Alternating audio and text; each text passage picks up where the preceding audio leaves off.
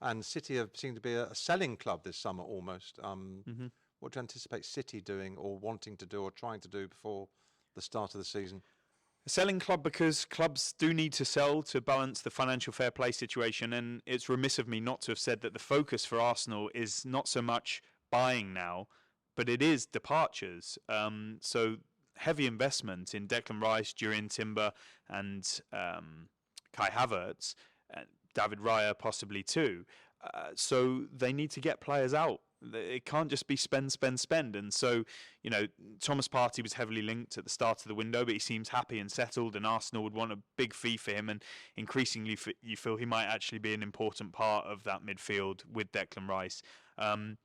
So what happens with, say, Sambi Lokonga, with Nuno Tavares, Kieran Tierney? There was a lot of noise around him, but it seems to have gone quiet. Following Balogun, Charlie Patino. So there are options for departures, but they need to start making it happen to cope with that financial fair play situation. And so Manchester City, different situation financially, but yeah, we have seen departures. Gundogan was a choice of his, out of contract, and had completed it, done everything that he could do. And Riyad Mahrez, a similar age bracket, a great opportunity, the right value for Man City. Lots of young players going out, so they're raising huge money. Speculation over Kyle Walker, Bernardo Silva, key players in that squad. And so Man City will only let them go if the price is right, and at the moment it's not. They would love them to stay, maybe even on new contracts in the case of Bernardo Silva. So, yeah, there's a bit more work to be done. They've reinforced, of course. They brought in Mateo Kovacic early on, and now they've got his international teammate, Josko Gvardiol, which I think is an absolutely brilliant signing. We saw him at the World Cup, you and I had the privilege to speak to him out there. Brilliant character, what a player. And it seems the sort of fair value, actually. Manchester City don't like to pay over the odds, and judging by what RB Leipzig wanted initially, they seem to have got him for under that price. Really good work, and let's see if they go in for another midfielder after Gundogan's departure. They've still got Calvin Phillips there. Despite a lot of speculation around him, I do expect him to stay and fight for his place in the coming season. They went for Declan Rice, so are they still looking in that sort of position? The wide player to replace Riyad Mahrez, they've been linked with loads, like Michael Olise, Karu Matoma, I think I was reading about. I don't know who the top target is. I'm sure they do, or maybe they don't, because with Man City, if they did, they normally go out and get them pretty rapidly, and we haven't seen concrete suggestions of who they're going for in that wide position. But don't forget, with Man City, they've got players who are only a year into their time there. Erling Haaland, Julian Alvarez, they were good enough in the first year. Goodness knows what they'll be like in the second year. They could raise some more money if João Cancelo leaves. If he leaves, if Kyle Walker leaves, they'll need to replace at right back. They've not had a consistent left back either, although they've deputised quite well. You're going to have a Phil Foden, hopefully, for them resurgent. So young players coming through too, who are going to be developing to their level. And the best manager, arguably, in world football. So I don't think we should be shedding tears for Man City. They've just won the treble, and they're probably going to continue being successful. And it's a project to admire. And opt to have them as 90.04% favourites to retain the title. That said, Liverpool were favourites this time last season. Liverpool have lost Jordan Henderson, and they've done some interesting recruiting too, haven't they? Where do you see Liverpool going into this? How do you see Liverpool going into the start of the season? It's been a tough period, a real transition. You're seeing that successful Premier League, Champions League winning team broken up, I guess. Started with Sadio Mane departing, and others have now followed. And Roberto Firmino, Jordan Henderson, Fabinho. And you've got players getting a bit older too, but Virgil van Dijk taking the captaincy provides some continuity. You've still got Mo Salah there. They've got young talents developing like Harvey Elliott. I really like Dominic Szoboszlai. I think that's a fantastic recruit, and he's likely to make a big impact. Alexis McAllister, we've seen a lot of him to be impressed at club and international level already. And now let's see what they do in central midfield whether they push to get Romeo Lavia done. Seems to be a bit of a problem around the price point that Southampton are sticking to, that 50 million valuation. Are Liverpool going to go all that way when it was something they seemed a bit reluctant to do initially? But with some of the market values doing the rounds these days in the Premier League, in Saudi Arabia and elsewhere, then that probably emboldened Southampton to stand firm on their valuation. He didn't feature in their first game of the Championship season, so you suspect a move is on the cards. But rivaling Liverpool, maybe Chelsea, because they really like Romeo Lavia as well. And then there will be other options. It was well documented they were looking at a player in Brazil, and Liverpool are shrewd recruiters in their own right. They've shown that time after time, the way they pulled a rabbit out of the hat with Diogo Jota from Wolves and Luis Diaz from Porto. And so, yeah, I do see them doing a bit more. I think they want some reinforcement at central defence, see if they can do that before the window shuts. Definitely another midfielder. Some people say, what about after Lavia? Another midfielder. I don't know how much is realistic. And the other thing is, I always fancy Klopp to make Liverpool competitive. Like with Guardiola, write these guys off at your peril. But it will be tough for Liverpool. The sort of money that some clubs are throwing at things, and FSG, their ownership, run a self-sustaining model. They're looking for investment. They previously had put the club up for sale. And so they're not just going to throw cash at this project. And that puts the pressure on Jurgen Klopp to get Liverpool firing. And I think he will, but it's increasingly difficult when you've got City, you've got a resurgent Manchester United, you've got Arsenal up there now. Tottenham will be trying to get in the mix. Newcastle United with Champions League football and their ownership, and Eddie Howe doing a great job. So not easy at all for Liverpool, but I think many clubs would look at their squad and still be quite envious. And even when you look at the experiment with Trent Alexander-Arnold coming into midfield as a bit of a number 6 in his own right, everybody says Liverpool's midfield. They are not short of numbers and options, but they have lost some leadership in there, some experience. And so it wouldn't surprise me if there's a bit more surgery in there before the window shuts. I mean, we must crack on, but there's so much to talk about, isn't there, at this time of the season? As we look forward to what's going to unfold, and you're talking about Moises Caicedo, who, as we speak, was left out of Brighton's match on Sunday, apparently with an injury. Do you think he is injured? I mean, I'm not saying that Brighton are sort of putting a fast one, but Chelsea are still interested in him, I believe. Is that right? So it's been described as, I think, muscle fatigue or overload from pre-season training, and at this moment in time, I've got no reason to doubt that, but there is a situation going on in the background, and that's that Chelsea want to sign him. Absolutely. Of course, they're looking at other options because they might not get him. And Brighton are brilliant operation. I've got so much admiration for them, the way that they run that club, from Tony Bloom, Paul Barber across the executive team, David Weir as a sporting director, the recruitment operation. That club is a bit of a model for how things should be run, and the proof is in the pudding. Look at them qualifying for Europe for the first time in their history. Roberto De Zerbi, he's a character, isn't he, and highly emotional and combustible, and who knows what the future will hold for him, but he's doing a brilliant job there right now.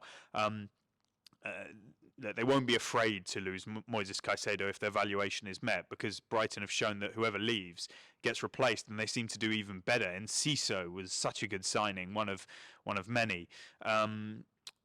But the valuation hasn't been met yet, and I think Chelsea are in this position where they were probably led to believe what figure Caicedo's camp thought that he could be signed for, especially after Brighton refused to sell him in January with interest from Chelsea and Arsenal, and then they put him on a new contract. That seemed to be some sort of understanding that if the right price comes in, we'll do the deal. And Chelsea have been guided by that to bid around the 60, 65, 70, 75 plus add-ons of 5 million range. Will they go higher? Will that higher get them to where they need to be? I think they will push a bit more, to be honest. I think there are going to be more discussions and meetings taking place in these next days and weeks. There will be a heightened speculation. Now, he has not featured in this friendly. He wants to move. He wants to join Chelsea. doesn't seem that personal terms will be any issue at all, which is the case in most of these situations. Brighton have reached an agreement in principle with Ajax to sign Mohamed Kudus, a story I broke, and they're close to an agreement on personal terms. That still needs to be sorted, and so they're getting on with their activity. I don't think one relates to the other. They're different positions, and you might say, yeah, but the outlay financially on one means that they need to get money back. But I think they're in a strong financial position with all the business they've done recently, and Tony Bloom won't let Caicedo go unless he gets what he wants, and he'll be looking at Declan Rice and Enzo Fernandez and Jude Bellingham and saying, I see 22-year-old, I think, Moises Caicedo, forgive me if I've got his age wrong, maybe he's 21, Ecuador international, one of the foremost central midfielders in world football. He's going to drive a hard bargain. But I don't think Chelsea are going to give up on this one, even if they're pursuing the likes of Tyler Adams and looking at Lavia. Something makes me think that they'll end up getting there with Moises Caicedo, but not a guaranteed, of course, because Brighton are stubborn so-and-sos, and understandably so. I'll just finish off with almost like fantasy football, because with the Saudi Arabian money coming as well, nothing is off the table. Yeah. I was reading it today, Jurgen Klopp saying they're not interested in a year loan deal for Mbappe. That's something that could happen. I don't know what's coming to Mbappe, but also that one of the Saudi sides has targeted Kevin De Bruyne and Mohamed Salah for next summer's transfer window, 2024. So that's not going away, that money and that football out there. And Mbappe is a fascinating story unravelling there, isn't it? Doesn't surprise me that Saudi went in for Mbappe. Doesn't surprise me that he rejected it, because I think he wants to play in the Champions League and be in Europe for now, and let's see what happens with a move to Real Madrid. I don't see him coming to the Premier League, largely because I don't know who can afford his salary or a transfer fee. If it was a loan, you still need to pay the salary and probably a loan fee. People have said maybe Manchester City the exception, but we're not aware of them being in for him. So I still think the most likely outcome is Real Madrid in some way, shape or form before that window shuts. I don't envisage him sitting on the bench at PSG for an entire campaign. There's interest from the likes of Barcelona. Everyone would be interested in Mbappe, but Real Madrid seems to be the apple of his eye, and vice versa. In terms of Saudi not going away, absolutely not. They've got grand ambitions, huge finance behind them. This Vision 2030 from the top of the nation down, that's looking at, diversifying its revenues as their natural resources eventually will come towards an end. So, they're dipping into football, golf, boxing, tennis, entertainment, music concerts, everything. It's a rapidly expanding project across the board. Full respect to the fact that they had a league for many years. It's not like we should be turning our nose up at that. They have great fan bases in terms of number and noise, and we saw that at the World Cup. They beat Argentina. They travelled en masse. There's been a bit of a snobbery around Saudi football that is pretty inaccurate, I think. But now this is being jet-propelled, the league. They brought Mike Emenalo in as director of football. I'm sure he'll build out a technical team of coaches and educators and be big on stats and data and medical side of things. They'll improve the quality of their training grounds and stadiums and pitches, and it feels like a bit of an embryonic stage when you see some of the training clips of Jordan Henderson with his new teammates doing their rondos that they didn't seem to go too well from the bits that I saw. But that will only get better with these quality of players, and it doesn't surprise me that they would target the likes of De Bruyne. He's getting to an age where he might be considering his future. There'll be a contract question mark at Manchester City.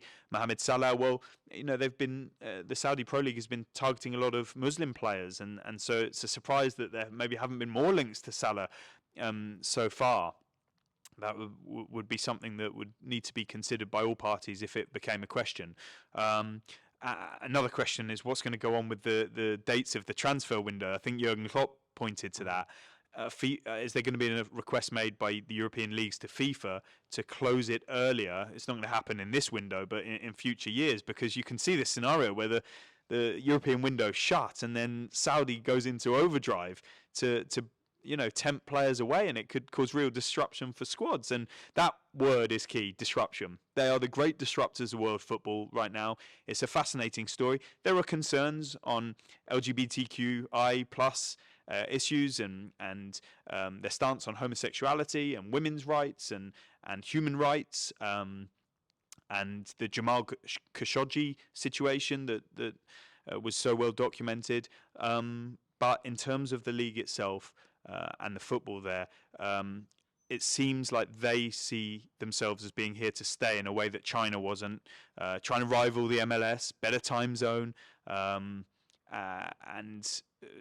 sort of money and ambition beyond anyone's comprehension. So being talked about as a threat. But when I interviewed David Beckham in Miami recently, he talked about it being healthy competition and a good thing. We talk about football being a sport for all, and for leagues to develop around the world and to attract talent. Yeah, it's largely been older talent, with the exception of like a Ruben Neves or a Jota from Celtic and a few others. But that may mature over time. They may build out the youth systems there as well. It wouldn't surprise me if they did. I'm not so sure what their stance would be on women's football, and maybe that should be scrutinised. But here to stay, and we better get used to it. Well, David, it's absolutely fascinating. And I bet if the Saudis start trying to sign top journalists, you'll be the first one they come knocking on the door for. If only we could have signed him all those years ago. I don't know if you can hear me dropping my phone there. But David, thank you so much for joining us here at Wembley. And thanks for having me. Good luck season. Hopefully we'll catch up with you later in the season. Definitely. Let's have a handshake and Done deal. Done deal. At last.